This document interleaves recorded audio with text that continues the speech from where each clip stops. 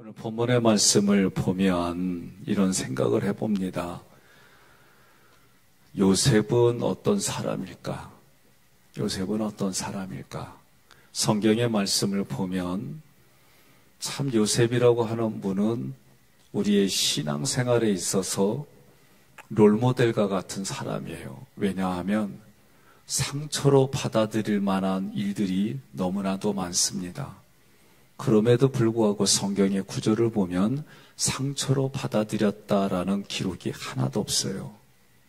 또 성경을 보면서 그 요셉의 문장 앞뒤로 보면 하나님이 사랑을 주고 하나님이 은혜를 주었다. 그리고 그 반응으로 산 사람이 요셉이다라고 생각해 볼 수 있습니다. 요셉이 고난 속에서도 상처로 받아들였다라는 이 구절이 없는 이유가 뭘까? 하나님의 은혜, 하나님의 사랑이 무엇인지 깨닫게 해주고 알게 해줬다는 거예요. 그것이 하나님의 직접 요셉을 관리하셨든 아니면 또 다른 누군가를 위해 관리하셨든 여러분과 제가 기억해야 될 게 뭐냐? 그것은 하나님이 은혜를 베풀어 주시고 사랑을 베풀어 주실 때 나의 반응이 중요하다.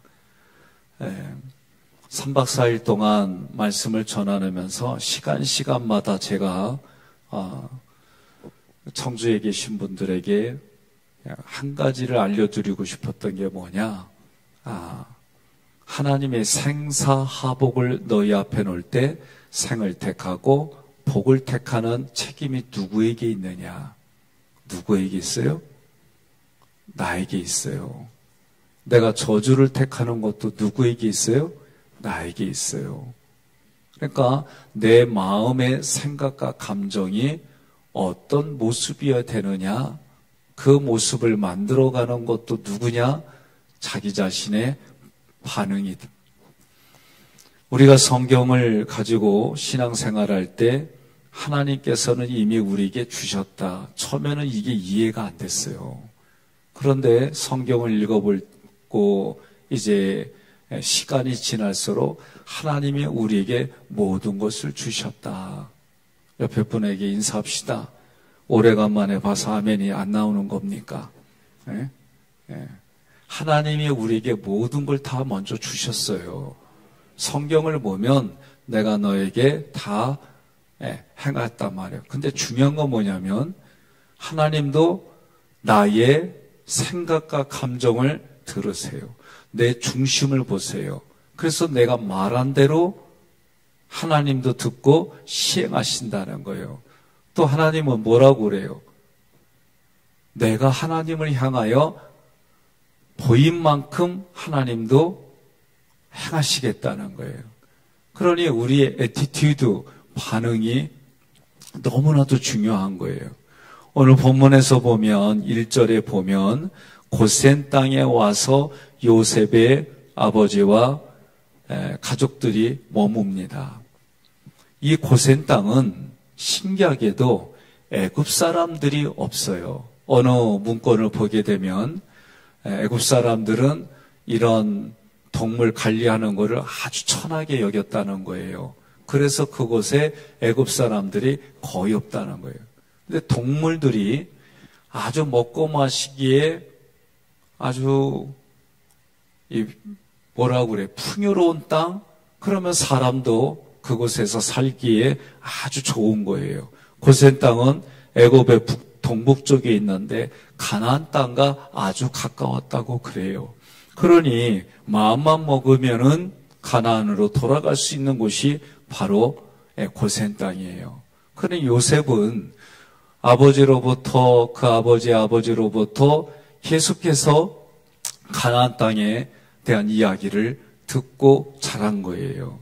중요한 것은 여러분과 제가 이 고센 땅이라는 것을 볼 때에 어떤 마음을 가져야 되냐면 구별된 땅이다라고 생각을 해야 돼요. 출애굽기 8장 22절에 그날에 나는 내 백성이 거주하는 고센 땅을 구별하여 그곳에는 파리가 없게 하리니 이로 말미암아 이 땅에서 내가 여호와인 줄을 내가 알게 될 것이라. 출애굽기 9장 4절에도 여호와가 이스라엘의 가축과 애굽의 가축을 구별하리니 이스라엘 자손에게 속한 것은 하나도 죽지 아니하리라. 하나님의 말씀이에요. 그러니 세상에서는 이곳이 별 볼 일 없고 세상에서는 어떤 가치가 없는 곳이라 할지라도 하나님이 구별해 주시면 여러분과 저는 사는 거예요. 그러니 하나님이 우리를 구별했다는 얘기는 고르고 골라서 택했단 말이에요. 그리고 하나님이 우리를 구별해 주셨다는 얘기는 우리는 하나님 앞에 반응이 어떤 거예요? 하나님만 섬기겠습니다.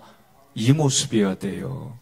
오늘날 유럽과 그리고 미국에서도 얘기 들어보면 교회가 점점 이곳에서 예배드릴 사람들은 줄어들고 노인들만 이렇게 남아있는 걸 보게 돼요.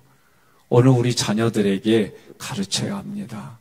우리가 다음 세대 하는데 교회가 다음 세대 젊은 사람들이 저는 그렇게 생각 안 해요. 성경이 말한 대로 너희 자녀들에게 가르치라는 거예요. 저도 어렸을 때에 곰곰이 생각해 보니까 아버지가 우리 삼남매와 함께 어머니하고 가정 예배 드렸어요. 어렸을 때. 그리고 그 가정 예배 드리는데 우리 아버지가 찬송가는 주구장창 한 곡만 불렀어요.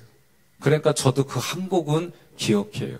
주는 나를 기르시는 목자여 내게 부족함이 없으리로다. 이 찬송가를 계속 그냥 매일 아버지가 예배드리자 하면 찬송가는 그거 하나였어요. 기억나요. 지난주 이선희 교수님이 오셔서 우리가 은혜의 수단을 쓰는데 예배, 말씀, 기도, 그리고 금식기도, 성만찬, 가정예배 이 몇 가지들을 이야기할 때에 곰곰이 보니까 세례받았습니까? 성부와 성자와 성령 앞에 우리는 어떻게 해야 되는지.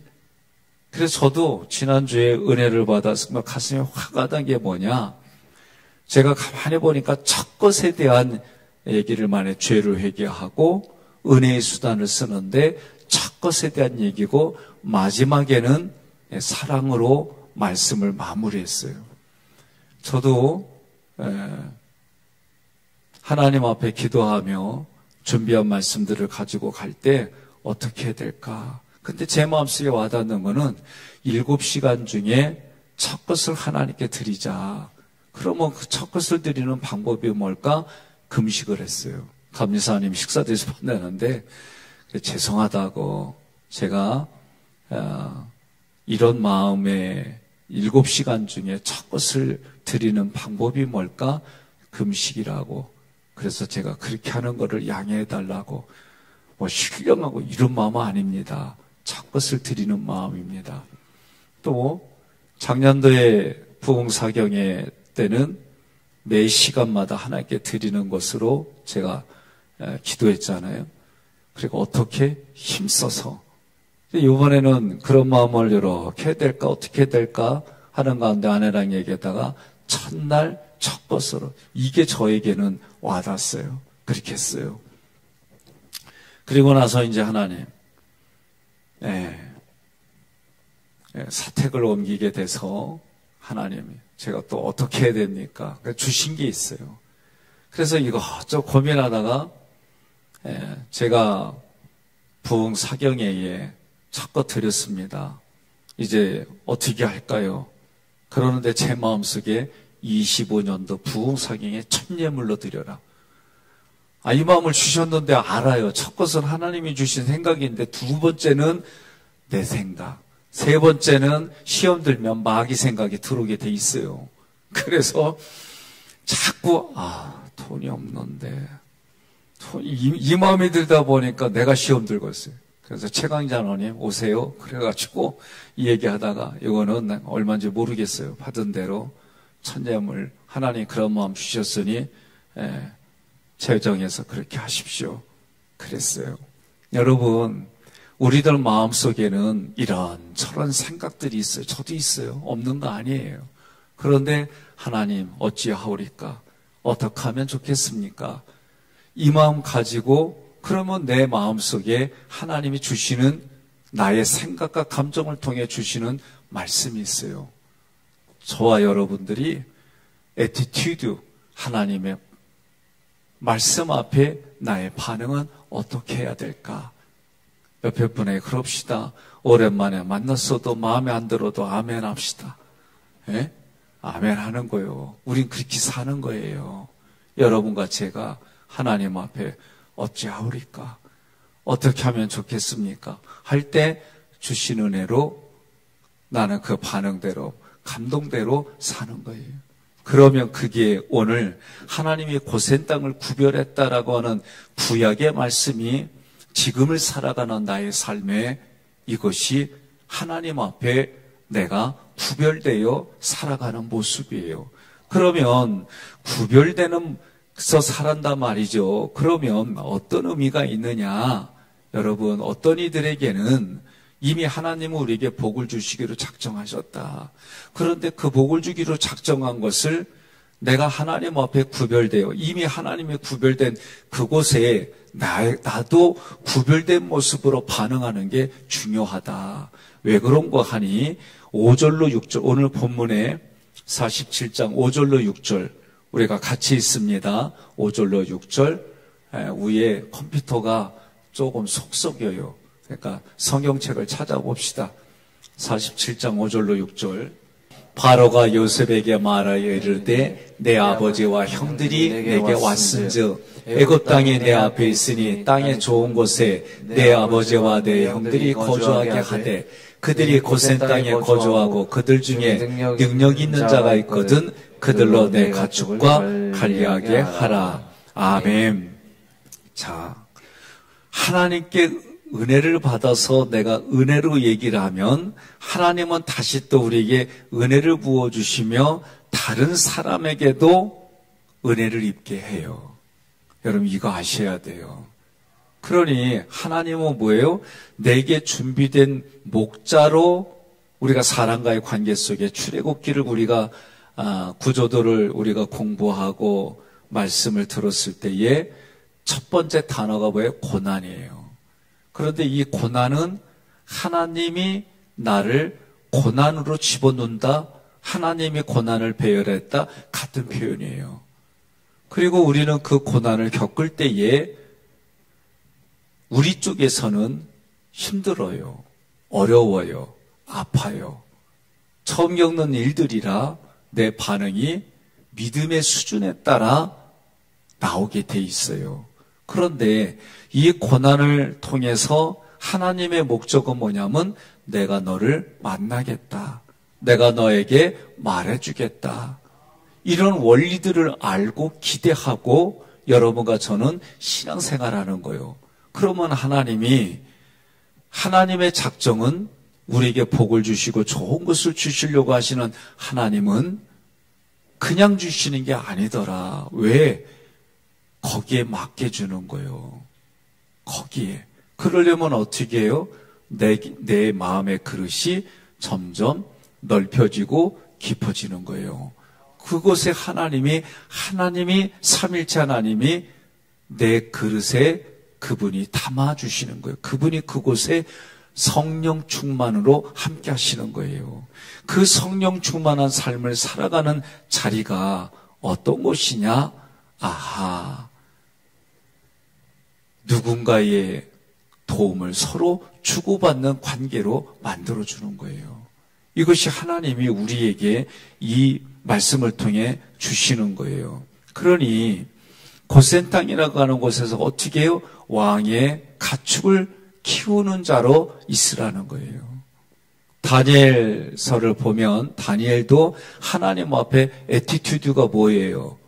그리고 그들을 시기질투하여서 왕에게만 절하게 하고 왕에게만 제사 지내게 하는데도 이들은 사람을 기쁘게 한 게 아니라 하나님을 기쁘게 했어요. 따라합시다. 죽으면 죽으리다. 그런데 안 죽어요. 예? 안희숙 사모님이 쓴 책 어렸을 때 기억나요. 죽으면 죽으리다. 1탄. 2단이 그런데 안 죽어요. 3탄은 모르겠어요. 기억이 가물가물해요. 그러니까 자기를 부인하면 죽은 것 같은데 하나님이 그때 살려주세요. 여러분과 저는 나의 생각과 감정을 내려놓는 게 이게 자기 부인인데 쉽지가 않더라. 왜? 내려놓으면 죽을 것 같아요. 그런데 실제는 하나님이 살려주시는 거예요. 이번에 저는 두 가지를 봤어요. 저의 부흥 사경회 때. 보통 제가 이틀 지나면 목이 완전히 망가져요. 그 망가진 목을 가지고 또 나름대로 하다 보니까 휴유증이 한 달 정도 제가 가요. 그런데 이틀째 조금 목이 쉬는 것 같은 느낌이 들어요. 그런데 이 상태로 계속 가고 목도 안 아파요. 또 한 가지는 제가 무슨 얘기를 한 게 아니라 에너지가 안 떨어졌어요. 나 에너지바 먹지 않았거든요. 그런데 이 3박 4일 동안 에너지가 안 떨어지는 거예요. 그래서 저는 우리 성도들이 저를 위해서 기도해 주시고 또 그 지방에서도 기도해 주시고 제가 아는 저희 멘토분들도 기도해 주시고 그리고 나는 어떤 애티튜드 반응을 받았냐면 하나님 이 7시간의 전체를 받아달라는 마음으로 첫 시간을 금식했어요. 제가 금식하면 죄송한데 손이 이렇게 떨려. 그리고 배는 되게 고프고 그게 저의 모습이에요. 그래서 제가 언제부턴가 금식하는 걸 싫어했어요. 근데 이번에는 그냥 그 마음이 지난주에 그게 쿡 들어와서 내가 이렇게 해야 되겠구나. 첫 시간. 그리고 그 믿음으로 했는데 저에게는 신기한 부분들이 있고 또 신앙의 간증들이 성도들을 통해 목사님들을 통해 나타났어요. 내용들은 종종 앞으로 얘기하기로 하고 그러니까 여러분과 제가 하나님 앞에 내가 애티튜드 그것을 믿음으로 고백하고 구별했더니 하나님이 서로 영향력을 주고받게 하고 그리고 나서 7절로 10절을 보니까 어떻게요? 7절로 10절 같이 읽읍시다. 요셉이 자기 아버지 야곱을 인도하여 바로 앞에 서게 하니 야곱이 바로에게 축복하며 바로가 야곱에게 묻되 내 나이가 얼마냐? 야곱이 바로에게 아뢰되 내 나그네 길의 세월이 130년이니이다. 내 나이가 얼마 못되니 우리 조상의 나그네 길의 연조에 미치지 못하나 험악한 세월을 보내었나이다 하고 야곱이 바로에게 축복하고 그 앞에서 나오니라. 아멘. 말씀 보니까 들어갈 때 나올 때 바로를 축복하는 거예요. 이거요. 우리는 그 시대의 인사법이다라고 말할 수도 있고 문화권에 대해서 접근하는 분들도 있고 하긴 그래요. 그러나 상식적이지는 않다. 상식적이지는 않아요. 이걸 통해서 여러분과 제가 하나님은 우리를 고르고 골라서 왜 세웠을까? 저는 목사의 모습은 뭐냐라고 물을 때에 그것은 용서와 축복이다라는 결론을 말해요. 제가 이렇게 말하는 부분들 중에 하나는 오랫동안 목회자로 살아온 분들의 공통적인 얘기들이에요. 목회자가 하는 게 뭐예요? 용서하고 축복해주는 것이 이 삶의 목적이라는 게 그래서 이 생각을 많이 하는데 때로는 부대껴요. 제 안에 있는 옳고 그름 때문에 그래요. 근데 오늘 야곱을 보니까 분명히 왕도 연세가 있을 거고 야곱도 연세가 있을 법한데 두 노인을 보게 되면 하나는 절대 권력자요, 하나는 시골의 노인이세요. 그런데도 이 노인이 야곱에게 이렇게 축복하고 들어갈 때 축복하고 나올 때 축복하는 모습을 보며 여러분과 제가 해야 할 일은 이런 모습이다. 다른 사람에게 축복의 통로가 되어야 되지 않겠는가? 여러분과 제가 누군가에게는 축복의 통로가 되면 그 사람이 어떤 마음을 가질까? 나의 삶을 통해 궁금해하지 않겠어요? 나의 삶을 통해? 예. 지방감리사님이, 청주 북지방 지방감리사님이 식사를 이렇게 같이 하는데, 자기가 그냥 마음에 그게 오더래. 그래서, 서빙해줘. 왜냐면 다 목회자들이니까 기도하고, 그런데 자기 마음에 그 마음을 들어서 10,000원을 이렇게 주려할 때 돈을 안 갖고 다니잖아요. 요새 웬만하면. 그래서 젊은 목회자들한테 10,000원을 좀 꿔가지고 주고 한마디 한 거예요. 예수 믿으시고 가까운 교회 있으면 잘 다니시라고. 그냥 그 한마디 했는데. 근데 그날 제가 저녁에 제가 어디에 가서 기도하게 되면 일부러 10,000원을 드리며 예수 믿으시고 잘 믿으시면 신앙생활 잘 하시고 예수 안 믿으시면 예수 믿고 가까운 교회 신앙생활 하세요. 그렇게 그냥 멘트 한마디 하는 얘기를 제가 했어요. 근데 그분이 뭐라 그러냐면 자기가 한 이런 부분들이 강사 목사님을 통해 하나하나 이런 것들이 자기들에게 영향이 주는 거예요. 그리고 우리 교회 제가 내용들은 이런 거였어요. 제가 14년 8개월 동안 아픔을 겪었던 그것과 그리고 그것이 학위교회에 와서 우리 장로님들과 성도들이 목회자와의 관계 속에 신앙의 방향을 정하고 하는 행동들을 제가 대비하면서 말씀을 드렸어요. 그리고 우리 신앙생활의 방향을 정하고 어떻게 되고 우리 장로님들이 출애굽기 구조도 한 거 영상 만들었던 거 우리 청년들이 구조도 하면서 했던 부분들, 3인턴 4세대 하는 부분들, 그리고 목회자에게 우리 장로님들이 대표 장로님부터 어떤 정신을 가지고 하는지 이런 부분들을 성경을 통해 얘기를 했어요. 우리는 우리의 삶을 통해 얘기를 했더니 이분들이 그날 가봐야 알겠지만 이런 교육을 한번 해주시면 어떻게 해서 제가 우리 장로님들이 말씀하는 게 더 낫겠다. 내가 하는 것도 있지만 우리 성도들이 실제로 하는 그런 삶들을 얘기해주면 누군가에게는 그것이 축복의 통로가 되고 영향력이 흘러가는 모습이 되겠다. 오늘 본문의 말씀도 그 얘기를 하는 거예요. 구별된 삶을 사는 사람은 타인에게 축복의 통로가 되고 내가 복을 비는 것. 제가 새벽에 왜 우리 부목사님들에게 축도를 하라. 그냥 기도하고 바로 찬양이 아니라 반드시 왜 성부와 성자와 성령의 이름으로 복을 빌어주는 게 우리의 모습이다. 우리는 그들의 중보기도 하고 하나님 앞에 죄의 문제를 해결해달라고 기도하고 이들이 이 땅에 살아갈 때에 복의 통로로 살아갈 수 있도록 우리는 매 시간마다 할 수 있는 것이 뭐냐? 어떤 일이 생겨든 그렇게 복을 비는 거다. 우리 부모들이 자녀들의 잠자는 어린아이들이 잠자고 퇴근하고 나서 보니까 잠자다. 그럼 머리에 손을 얹고 기도해 주는 거예요. 그리고 은혜의 수단인 가정예배를 드리고 믿음 안에 저도 가정예배 드리면 어떻게 하느냐 생각이 상당히 굳어 있어요. 그런데 지난주에 오셔서 하신 말씀 가만히 들어보니까 정형화된 것이 아니라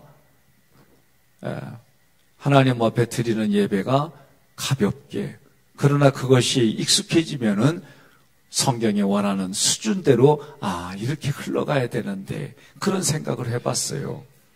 창세기 47장 여러분 성경을 마지막으로 한 절 더 찾아보겠습니다. 47장 27절로 28절 이스라엘 족속이 애굽 고센 땅에 거주하며 거기서 생업을 얻어 생육하고 번성하였더라.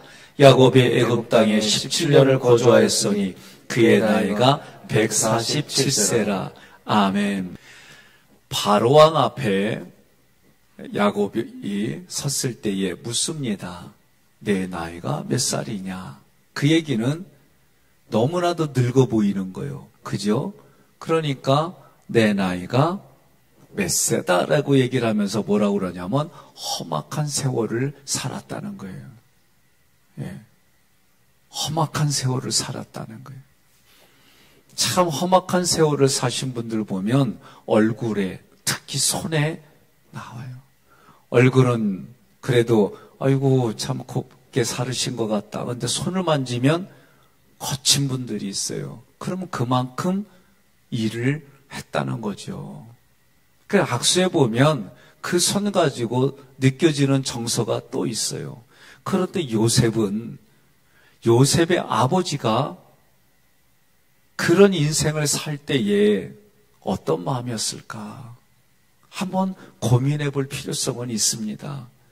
그런데 이 야곱이 험악한 세월을 살았다 그러고 그의 마지막을 성경은 뭐라고 그러냐면은 17년을 거주했는데 그 앞에 생업을 얻어 생육하고 번성하였더라. 이 얘기는 하나님의 말씀대로 그의 인생은 끝만 섰다 그 얘기예요.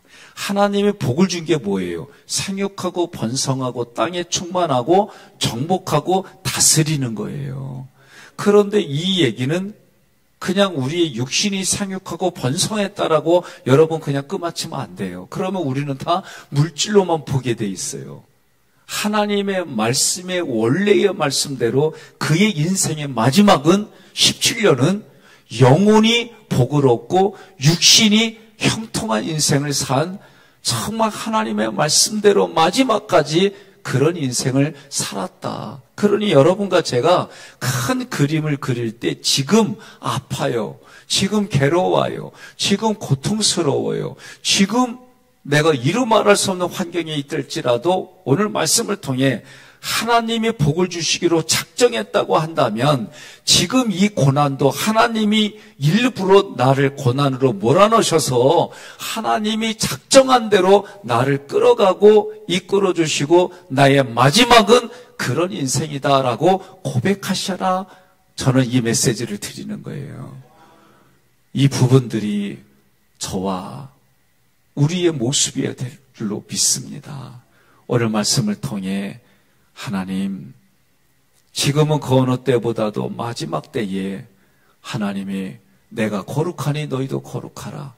거룩하고 구별된 모습으로 내가 반응하고 주의 종과 더불어 여러분의 속장님과 더불어 여러분의 부모님과 더불어 내게 준비된 목자와 더불어 하나님 앞에 드림팀을 이루어 하나님의 나라가 확장되고 뜻이 성취되어지며 생명 살리는 일에 내가 쓰임받는 존재라면 오늘 말씀처럼 하나님이 작정한 대로 나도 그 반응에 거룩함과 구별된 모습으로 생각 속에 어떠한 것일지언정 내가 살아가는 삶에 우리 다 거기서 거기요. 그런 상황들마다 내가 어찌하오리까?